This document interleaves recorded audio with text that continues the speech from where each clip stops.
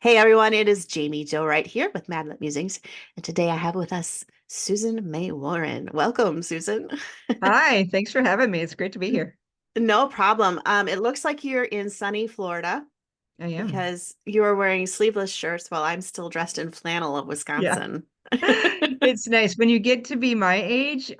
We you get to we downsized our big house Uh-huh. and bought two little houses, and one was in Nice. Minnesota and one's in Florida. So Yeah, we yeah. are I was gonna say you've done snowbirds. your time. You've done your Yeah, time in the we Midwest with did. the We did. cold. Snow and the cold and the shoveling, and yes, that's right. But we do Exactly. love our cute little house. We bought we bought an old house, like the ugliest house on the block, and then we gutted it and fixed it up, and it's just this cute little place up in Minnesota. And then we bought a cute little place down here too, and have been That's so working on that. fun. Yeah, so that's I great. love that. I didn't realize you're like a house flipper, fixer Oh upper. yeah, completely. Oh, We've redone wow. all of our homes, and we literally gut the houses and redo them. So we Wow. did. So you can see this. That's my Yeah. living room, but it was Uh-huh. not that way about 2 years ago. We Okay. completely gutted it, redid it. So Wow. That's fascinating. I would not have the patience. My husband and I go to like a hardware store or Menards or Home Depot or whatever, and we go through there and he wants to pick out a new shower head and he's like, "Which one do you want?" I'm like, "That one." And he's like, "Why?" And I'm like, "I don't know, because I don't want to be here. I don't want to pick out these things."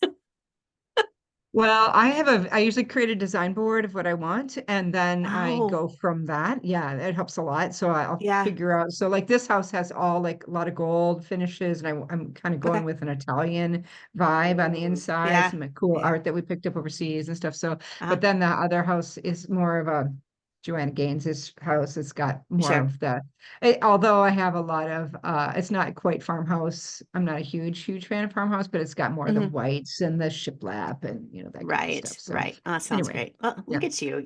You're as organized with your house renovations as you are with your books, right? Oh, I don't know. I don't know. I do think that the house renovations is a creative side of me that I allow Yeah, myself to indulge in sure. when I get away from my books. Because like you do Yeah. need to have some creative, like sacred creative rest, right? So that you can leave your projects and still enact some creativity. And a lot of people Hmm. garden or like I paint sometimes or whatever, but Hmm. DIY is where it's at for me. I love to DIY stuff. That is so Yeah. fascinating. The things I learn about you just always fascinate me. They do. Oh, They do. Like the thanks. last time you were on the podcast, you were like, I have a hymn for every book that I write. And I'm Oh, like, I do. Yes, you yes, do. I I did not do. know that. And I've referenced that a few times with other writers, and they're like, didn't know that. I'm gonna Mhm. try that. My So sorry secret, my if that was secret a to a secret. theme. Oh It's getting no, out. I do. I tell my readers, and the one I'm working on right now is Blessed Assurance. So it like goes through Oh, my head as I'm writing, that's and so awesome. I love that. yeah. Well, you've got one book out called One Last Shot, and it's book one of the Alaska Air One Rescue, of which we'll have a total of four books. And we don't have to wait very long to get all these. No, they are all coming out this year, which was awesome of Ravel to let me do that because, Yeah, usually books take, oh, usually they'll let you do maybe two a year, maybe three, but four is like, right. but these guys, they work so hard and they just do such a great job. And, I'm really kudos to them for Mm-hmm. being willing to tackle this. And Yeah. kudos to my editor, Andrea, who just, she's like, Johnny on the spot. I turn the book in, she's Okay. got feedback for me. It's so great. And so Wow. it's been really wonderful working with this amazing team because they Mm-hmm. they get it. They understand as a series writer, I'm not a standalone writer, I'm a series Right. writer. My readers like to have the next book, ASAP. And Mm-hmm. so dropping them every 3 months or so is a really good rhythm for me. And I write Mm-hmm. them pretty fast too. I can write a book in Yeah. about a month. So even Right. a big book. So I'm able to kind of churn it out a little bit faster, Mm-hmm. which I think really helps my readers enjoy the series a little bit more because it's more like a Mm-hmm. TV show or something. So anyway, yeah. Yeah, exactly. Yeah, I guess I was th trying to figure out like if I was going to compare it to a television show Mm, stylistically. There's one that mm. my mother-in-law watches, and I'm trying to remember what it's called, but it's like they've got like 13 seasons, and there's a horse ranch, and Oh, um, it's shoot. Homeland. right? No, yeah, yeah, Homeland. yeah. No, Home. Homeland's the one with the national security, but it's like that, and I will think of it. But yeah, Yes. it's set in Australia or Canada, and it's got a it's about a ranch, and it's Yes. yes, yes, it's You very know, it's fun. just like it's right here. I can see the I know actors and the it's got an actresses and age like a Homeland or hmm. yes. So anyway, Yes. So anyway, but I would say like, it's your Heartland, story. Heartland. Heartland, Thank you. yeah, That's it. We it's a just had great to series, we had to go back and forth. right? So I'm not saying that you write Heartland or No, your, no, but your books are I wouldn't kind of mind writing. well, yeah, no kidding.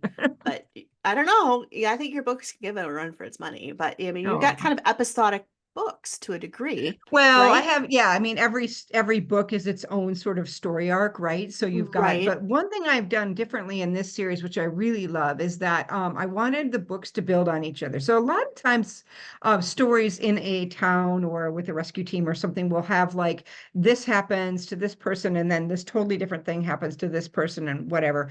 Hmm.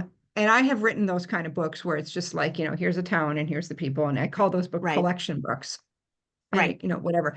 But I have been leaning towards writing series books, and as a series book you have something that happens in book one that sort of ignites something for book two and book three and book four, and so that Okay. even though the stories can stand alone, there's like a little thread that goes through Hmm. all of them that sort of Hmm. ignites the interest of the reader and then makes it very satisfying for them to keep reading and find the next clue and the next clue, and then of course Right. it solves the whole thing at the end. So that's basically what happened here is I have in the very first book, One Last Shot. It's a really fun story. I based it off a Zac Efron Bear Grylls episode and I I'm know a which fan one you're talking about. where he I goes watched into that one. yeah, Yes. it's great. And so but Bear Grylls and Zac Efron jump out of a helicopter, and I Yes. said, what if Bear Grylls's chute didn't open and it was just Zac Efron landing in the forest having to take care of Bear Grylls, and then what happens after that? So or Bear Grylls, I guess the name is. So Right. anyway, Sure. Yeah.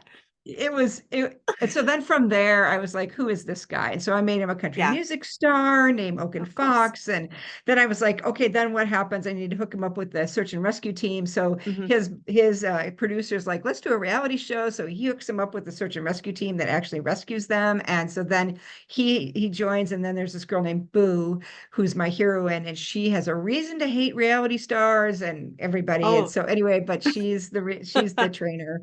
So it was very love it. fun. So it's Boo and Oaken, it's their story. And Okay. but what happens is a rescue in that book ignites the plot for all the rest of the books. So it's a Got it. very Okay. fun story. Yeah. I love that. So So you've got kind of like that theme, or not theme, that story that's woven through. I watch right. television shows like that too, where each Yeah. episode is its own story, but yet there's, a serial killer that kind of goes through the whole season, or Right. some Yeah. sort of romantic tension thing that's going on Right. that drags you And along. that's how they hook readers, right? Like I Oh, was for many absolutely. years a massive Doctor Who fan, and the Hmm. reasons I love it is because I love Steve Moffat's writing, and I love he's the showrunner, and I loved how they had like something happen in this episode that then is revealed in episode 7 as a Hmm. key element. I was just fascinated with that, and then Yeah. I thought, I wonder if I could do that. So anyway, so I started to sort of Okay. incorporate that kind of thing. So it's a little tricky because I have to make like a Hmm. whole board of like the stories, and then I plot sort of like what's going to drop in each book in terms of the Okay. clue. And then I create the stories off of that. So I always have like a higher level, sort of like what's going to happen in that book. And Yeah. the first time I ever did it was with my Montana Rescue series, where I Hmm. had a missing girl and, all that kind of stuff. So, but then I did it with Yeah. the Marshalls, and I did it with other books too. So it's fun. That's cool. Cool. I love it. I love it. Now this one is these are all set in Alaska.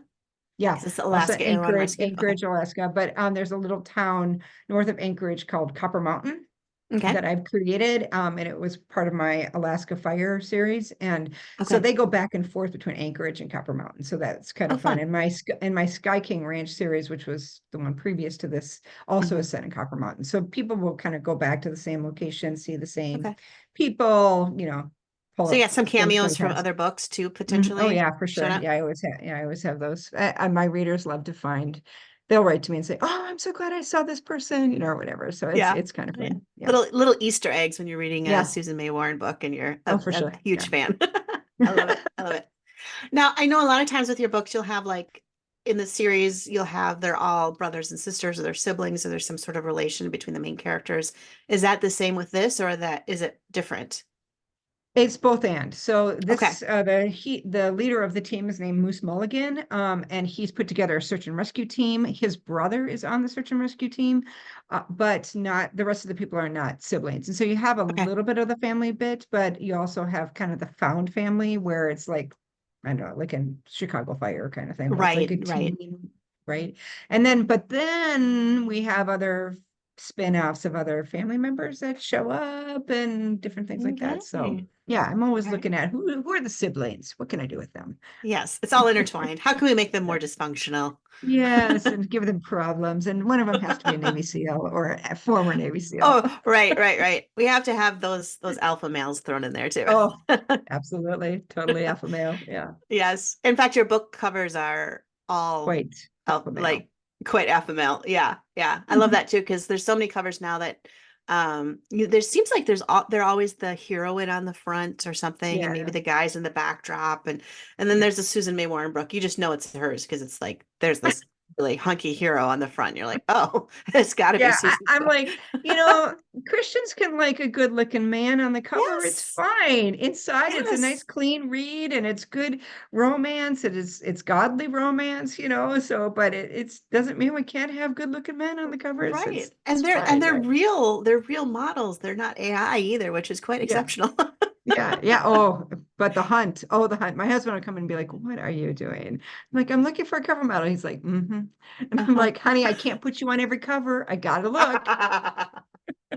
So, but no, it's yes, I do enjoy it. I have used AI sometimes, especially when I'm creating a character. So like just recently I created a Sure. character and I was like, I really want to see this guy. So I did Hmm. use Midjourney to create a Yeah. character that I could like look at that wasn't an actor or something because I was like, I really Right. wanted to have a specific kind of style for him. So Hmm. anyway, so that Hmm. and I've done that with my bad guys too. I'll like create an AI bad guy, and then I'll be like, that's what he looks like. Oh, he's scary, Oh yeah. and It so, is but it kind of kind of, fun for reference. Yeah. yeah, it is. Yeah. Yeah, absolutely. You should ask your cover designer though to superimpose your husband's face on all of the book covers and they give it to him for like a four framed photograph for your office or something.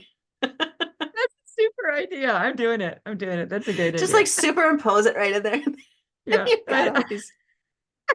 That's But you'll awesome. always be my hero, honey. Yes, you'll Happy always be my Valentine's cover Day. model, baby. Yeah, that's right. And he is for sure. Oh, that's funny. That's funny. Okay, so you mentioned, and for anybody who's listening and maybe isn't familiar, which would seem strange to me, but isn't familiar with the Susie May Warren book, that you do write for the Christian audience. Yes, And I so you do. have a lot of faith threads through the stories. Is there, with this series, is there one faith thread through the whole series, or is it kind of within each book they all have their own separate journeys? Yeah, well, this one is based on the hymn "On Christ the Solid Rock I Stand." And so Okay. it's this idea that wherever we go, we have an anchor. Hmm. And so that's kind of a good theme for a rescue book because Yeah. it for a rescue series rather. Although each book also has its own nuances off of that, right? So the first book really is about the shall we say, the shifting sands of social media and Mm-hmm. how social media isn't reality. And yet, so we're so often shaped by the opinions of strangers. So the hero and heroine are both dealing with backlash from something that happened online, and they have to kind of go back to who they are and who does God say they are and Hmm. finding that anchor in their identity in Christ. Now, Hmm. all my characters start their story with a lie, with the exception Hmm. of a few, but like even my strong Christian characters have a lie because truly I believe that our lives are about God unearthing these lies and setting us Right. free. That's our whole Yeah. life. I don't understand how well I don't understand. I do understand, but our childhood, we just are fed. We're so malleable and we're fed all Hmm. sorts of lies in our childhood and inadvertently from our parents, even if our parents are strong Christians and truth tellers, life just gives Yeah. us these lies, right? And so we get into adulthood and we are acting out of our lives and out of our fears. And God says, hey, I can fix that if you'll just trust Mhm. me. And then he brings us on this journey of truth and freedom. And, it's, and so that's kind of the stories I write. So my characters are not perfect. They are quite flawed. A lot of them have made big mistakes, but God says, okay, this is where you start in your journey. Let's see what happens. And so it's always Mhm. a place there's always a bit of redemption in the book. There's always a bit of sacrifice and surrender. There's always something. And my hope is that readers see themselves in characters and go, oh, I didn't even know I had that lie. And now I have that Mm. lie. And I am going to let God set me free. So that's kind of Mhm. my hope. I don't preach. I just let the characters live their lives and discover Right. their truths. And, it's a great story, but if Mhm. it's something that ministers to somebody else, that's fantastic. So that's kind of how I go about inserting the faith journey. I don't Mhm. have a prayer unless it's called for. I don't have, I'll have truth tellers in the book, but sometimes they're not even Christians. It just kind of depends. Right. But I Mhm. kind of let the story reel out. I do have in this series one person who's a strong Christian, and that's Moose, my leader. Mm. But he has his own issues and he has his own story in book 3, and we're going to discover what that Okay. is. So, Okay. I was gonna say so this was. anyways, yeah, so that's Moose's issue. Or Moose's story. But yeah, so I think each one, so the second one, I really bring that theme to home because my hero, Axel, is a Navy ex-Coast Guard diver, and Mm. he ends up on a sinking ship, and it's really fun to write. And I had to do a lot of research to make sure that the story and the situation was correct. But Yeah. I did, so that was good. And then there's also a bunch of stuff, some other elements of the Mhm. North. And anyway, that's very fun, Yeah. but it is a lot about what happens when your whole world upends, who can you hold on to? So that's Mhm. another theme. So anyway, yeah, so each one of the Yeah. books kind of explore this theme of God, the solid rock. And what does that Mhm. mean really Yeah. for our Yeah. lives? So if you look at the world today and culture, there's so many things that talk about you need to find yourself. You need to find who you are and stay true to that. And, there's a whole gamut of arguments that can go off from there and springboard into other topics. So if somebody were to come up to you and say, what's the difference between finding my identity in myself and finding my identity in Christ, which is this Christian term that I grew up hearing, so I have a general understanding of it, but some people might be like, find your identity in Christ. What is that? Right? How would you describe how finding your identity in yourself is different than finding your identity in Christ? Right. So that's a really good question. I think that first of all, going back to the lie journey, we're Hmm. all bound up in lies. And so I don't think we have a really good view of ourselves and who we are. I think we look at ourselves according to different parameters, but as my friend Jim Rubart likes to say, from inside the bottle. We Mm. don't see truly. And there's a verse about this, how we see the world through, sort of like, glasses that are unclear. And I think that's true about our identities as well. And I don't think we actually walk into the people that we can truly be until we start to get rid of the lies that we believe. And we can't get rid of lies we believe unless we have truth. And truth is not, contrary to popular belief, something that is just found within yourself. There's an abstract, there's an absolute truth out there, because if there's not Hmm. absolute truth, then there's no truth, right? Because we're just Hmm. going to be wandering about and deciding truth for ourselves. We can't decide truth for ourselves. We have to have a marker of what truth is, and that truth only comes from God. And Hmm. so as a result, we measure ourselves against that truth and we get set free. And then because we are set free, we are free from our lies. And this is how this works. So we're bound up in fear, right? So all of Hmm. our lives, we have fears, and people were like, oh, I'm not afraid. Oh, yeah, you are. There's a lot of fears. In fact, do not be afraid is the number one thing that is said in the Bible from God to us. Hmm. So clearly we have some issues with fear, right? And our fears cause our flaws. So if I'm afraid that God isn't going to take care of me, I'm going to take care of myself. If I'm afraid that something terrible is going to happen to my children and I'm not going to be able to handle it, I'm going to be super protective and Hmm. overprotective. And, if I'm afraid that they're going to make a huge mistake in their lives and that, God can't fix it or whatever, that I'm going to be like super controlling. Whatever it is, whatever fear we have is expressed in a flaw, right? Hmm. And that flaw is also tied to a lie that we believe. So if we believe that we can't handle it, that if something terrible happens and we're going to completely fall apart, that's a lie we believe because God says that I am with you and my grace is sufficient for everything, right? For Hmm. all things. So he is with us in everything. So that lie becomes, if we believe the lie, it becomes bedrock. But if we are set free from that lie and we believe the truth, then suddenly that fear goes away and we say, okay, no matter what happens in my life, the Lord is with me. He will carry me. So I don't have to panic every time my son gets on a motorcycle and motors away. I can say the Lord has him in his hands and he is with me. And now instead of destroying my relationship with my son and also being a panicked person, I'm going to say, no, I'm going to trust and I'm going to lean into the Lord. And now instead of finding that strength in myself, because that's my identity, I'm going to find my Hmm. strength in God's truth. And he's going to impart strength into me. And that is who I am, but because of my relationship with God. So the difference, I believe, between finding your identity in Christ and finding your identity in yourself is that you already have pieces of yourself in there, Hmm. but how are they going to be set free if the one who sets us free is not involved in your life? And as soon as you are set free by the one that sets you free, you are going to discover the true person that you were meant to be, not bound up by fears and lies and flaws, but rather set free to express and live in an abundant way where you're not living inside of those fears and lies. And you're going to discover a part of yourself that you were always created to be. I was gonna say, it's like, instead of searching for your identity in yourself, searching for that in the truth, Mhm. then reveals the perfection of the creation that God intended, It's good. which is That's a awesome. great way to say that. Yeah, I absolutely. love that. I love that. That was great. And so that plays a lot into One Last Shot, as you have your country music singer, and then you have Boo, who is what, and what's her role again? I know you She is mentioned, I can't remember. yeah, she's an EMT. She's the flight nurse Okay. for the helicopter crew. Okay.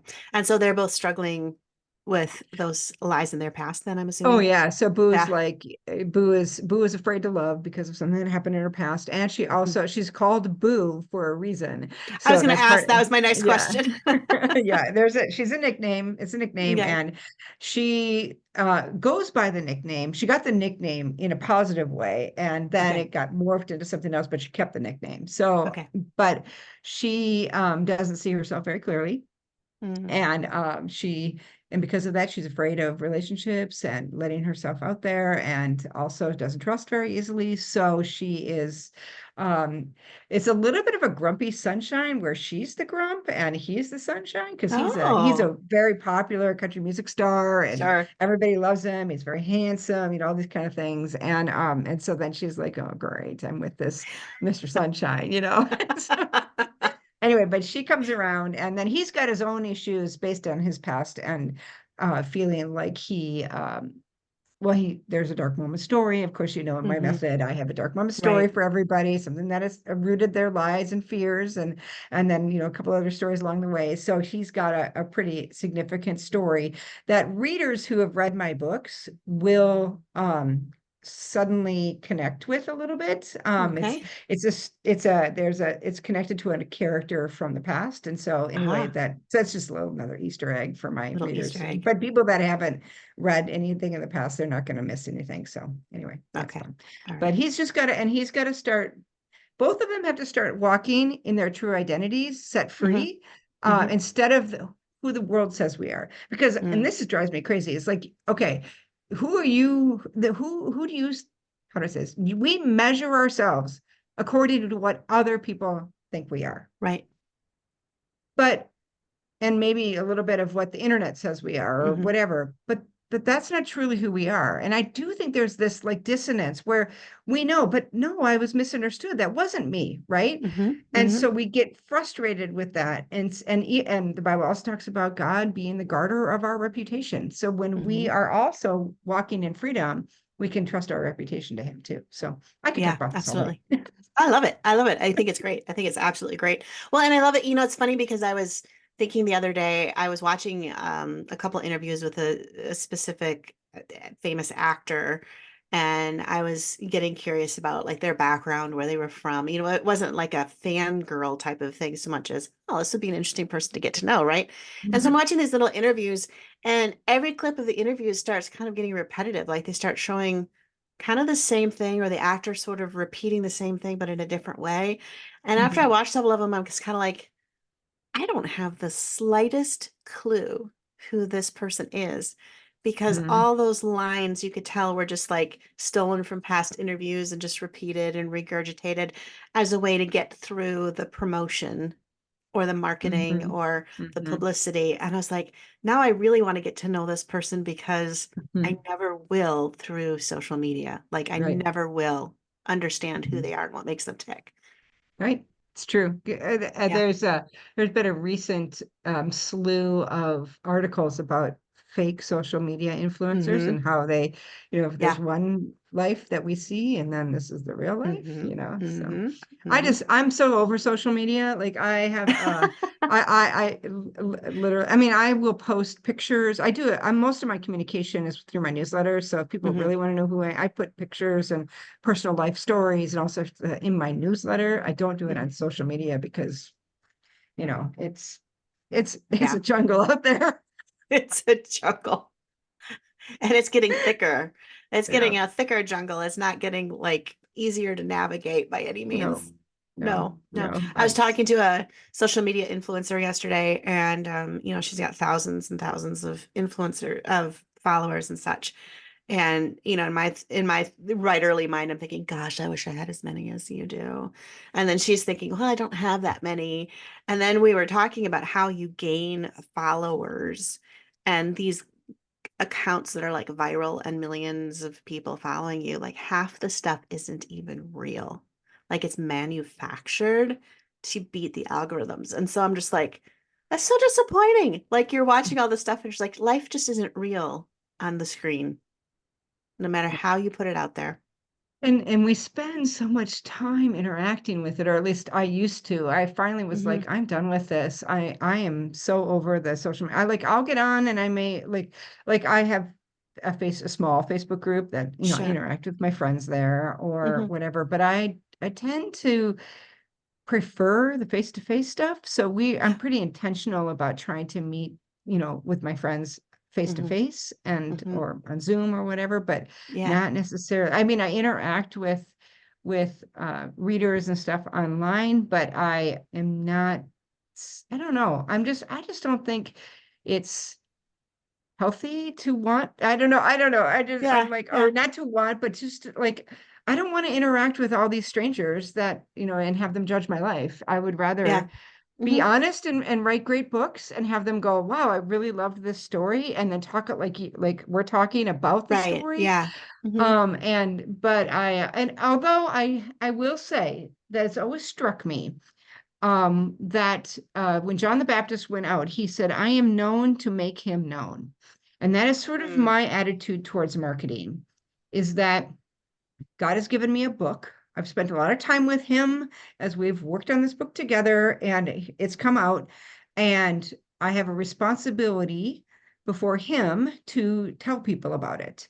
And Hmm. so that's how I look at marketing. And if I have any knownness, it is only to point people to the actual author of the story. I'm just I mean, I put my voice and stuff in it, but Right. but it's not only my story, right? Right. And so I guess that's my perspective on that. And whatever fame I get is not actually fame for me, it is fame for him. And that's not every author thinks this way. I understand that, but I was a missionary first, and this is just what God laid on my heart. So, Hmm. and we need to walk in that relationship with God, whatever he's called us to Right, be, right? And right, so that's right. where I'm at with that whole thing. Yeah. Oh, I love that. All right. So readers who want to follow you and stay in touch, newsletter is going to be the best way to do it. Oh, yeah, absolutely. And I actually have a free book right now. If you go to my website, you can Okay. sign up for the free book, I think. SusanMayWarren.com is my website. Hmm. There is a store on there. I think there's a free book on the store too. So you hit Okay. shop and there's a free book there. Otherwise, you can, I'm not sure other ways to follow. So you can follow me on Instagram and Facebook. I do post. I just don't, and I do interact. I just don't, Yes. that's not where I go for my entertainment, I guess is Right. what I'm trying to Right. say. Yeah. No, I hear So you. I anyway, hear you. but yeah, but if you want insights and free stuff, I give away stuff free all the time. So if you want like free books, gift cards, stuff like that. So if you want sneak peeks and free stuff, go to SusanMayWarren.com. All right. Sounds great. Well, Susie, thank you so much for being here and Yeah. kind of taking us on a little bit of a spiritual journey today, too, and finding who we are in Yeah, truth absolutely. and in the eyes of God, which is great. And so the series that you're going to want to pay attention to this year, because all four books come out, is the Alaska Air One series. Book one, One Last Shot, is out currently with One Last Chance coming up in June. So Yeah, rush yeah. out and get all your pre-orders in, and then they just drop into your mailbox. That's right. That's It's right. a great And then gig. you have something great to read this summer. It'll be awesome. So Exactly. yeah. Exactly. So Thanks, Susie, so much for being here. yeah, thanks for having me. It's great to see you again.